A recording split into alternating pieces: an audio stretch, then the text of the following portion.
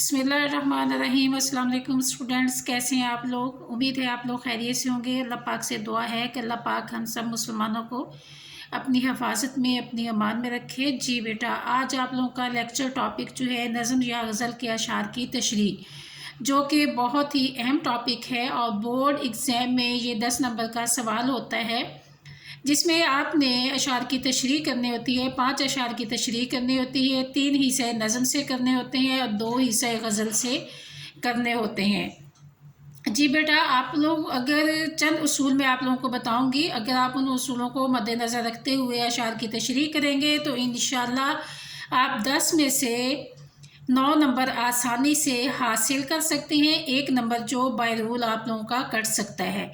बेटा, वो उसूल ये हैं कि पहले तो आपने ये देखना है कि आपका जो शेर है वो आप गज़ल से कर रहे हैं या नज़म से। पहले इस चीज़ को देखते हुए, अगर आप हिस्सा गज़ल से कर रहे हैं तो आप सबसे पहले उस शेर को अच्छी तरह से पढ़ें, देखें कि किस गज़ल से है और इसका मतलब क्या है। और सबसे पहले आपने शेर नंबर देना है। अगर शेर लिखने का टाइम नहीं है तो नंबरिंग दे दें। और उसके बाद आपने पहला पॉइंट लिखना है हवाला शेर।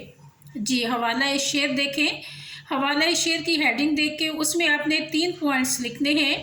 एक होगा, अगर नज़म का है तो आप लिखेंगे नज़म का उन्वान, आगे नज़म का नाम लिख देंगे। अगर गज़ल से है तो आप लिखेंगे सिन्फ़े अदब, यानी कि अदब की कौन सी किस्म है। ठीक है, अब ये गज़ल का है तो सिन्फ़े अदब यहाँ पे लिखूँगी और आगे लिख दूँगी गज़ल। और उसके बाद दूसरा पॉइंट जो आएगा वो है शायर का नाम। जी, के शायर का नाम क्या है। जी, मीर तकी मीर है। और फिर तीसरा पॉइंट जो आएगा वो है माखज़, यानी कि किस किताब से ये लिया गया है, शायर की कौन सा दीवान है जिससे ये शेर या ये गज़ल जो है जिसका हिस्सा है। जी बेटा, ये हवाले शेर के 3 मेन पॉइंट्स हो गए। और उसके बाद आपने हर हेडिंग के नीचे लाइन लगानी है मार्कर के साथ, और जो आगे आपने गज़ल, मीर तकी मीर, कुलियात मीर, इनको इन्वर्टेड कॉमास में पेन के साथ लिखना है। अगला पॉइंट आपका आ जाएगा मफ़हूम। मफ़हूम का मतलब ये होता है कि जो आपके पास शेर है उसका मायने मतलब आपने मुख्तसर करके 2 लाइनों में लिखना होता है, ताकि पढ़ने वाले को ये समझ आ जाए कि शेर में है क्या। अब देखें, हस्ती अपनी हुबाब की सी है, ये नुमाइश शराब की सी है, तो इसका मफ़हूम ये होगा कि इंसानी ज़िंदगी पानी के एक बुलबुले की मानिंद है, ये दुनिया एक नुमाइशगाह है, धोखे की जगह है। ठीक है बेटा, ये शेर का मफ़हूम हो जाएगा। और उसके बाद आपने अगला पॉइंट जो है वो आपने तशरीह करनी है। और तशरीह जो है वो करते हुए आपने चंद उसूलों को देखना है कि तशरीह जो है वो आपके 2 मिसरे हैं शेर के, तो 2 पैराग्राफ पर मुश्तमिल होनी चाहिए।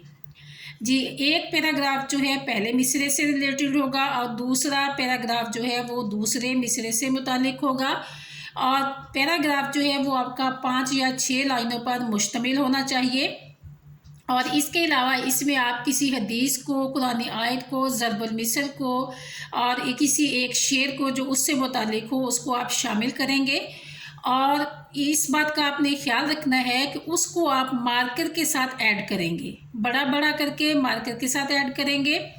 और फिर उसके बाद आप नेक्स्ट जो है मिसरा देखेंगे कि कौन सा अगला मिसरा कौन सा है, और आप अगला जो मिसरा है उसकी तशरीह करते हुए आपने अगला पैराग्राफ स्टार्ट करना है, जो 2 फिंगर्स गैप देकर आपने शुरू करना है। और उसमें भी वही सेम आप चीज़ें लिखेंगे जैसे आपने पहले मिसरे की तशरीह की है, वैसे ही उसकी तशरीह करेंगे, जो 5-6 लाइनों पर मुश्तमिल होगी, हदीस भी होगी और उसमें कोई शेर भी ऐड करेंगे। और इस तरह से आपके जो शेर की तशरीह जो है वो मुकम्मल हो जाएगी। और बेटा, तशरीह करते हुए आपने ये बात भी ज़हन में रखनी है कि आपकी तशरीह जो है उसमें इमला की गलती ना हो, प्रेजेंटेशन हो, खुशखती हो। और इसके अलावा तमाम इन उसूलों को आपने मद्देनज़र रखते हुए तशरीह करनी है। जब आप इन उसूलों को मद्देनज़र रखते हुए तशरीह करेंगे तो इंशाल्लाह आपको 10 में से 9 नंबर आसानी से मिल जाएंगे। اور آپ کی املا کی غلطی بھی نہیں ہونی چاہیے۔ امید ہے بیٹا آپ لوگ میرے جو لیکچرز میں آپ لوگوں کو دے رہی ہوں آپ ان سے کچھ نہ کچھ فائدہ ضرور حاصل کر رہے ہوں گے، اور انشاءاللہ نیکسٹ بھی میں آپ لوگوں کو ایسے ہی لیکچر دوں گی جس سے آپ لوگوں کو فائدہ ملے۔ اوکے اسٹوڈنٹس، اللہ حافظ۔